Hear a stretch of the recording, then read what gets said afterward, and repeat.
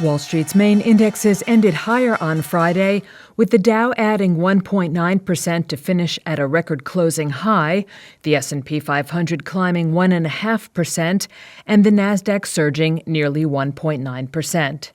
Investors piled into stocks after U.S. Federal Reserve Chair Jerome Powell hinted at a September interest rate cut during his Jackson Hole Symposium speech.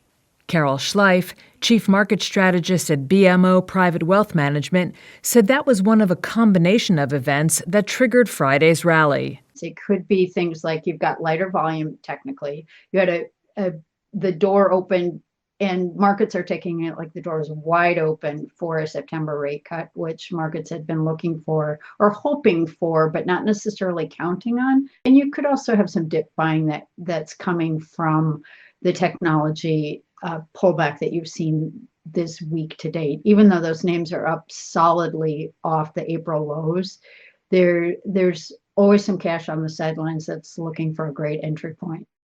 Stocks on the move Friday included Coinbase, which soared 6.5% as investors scooped up crypto-related shares after Powell's speech.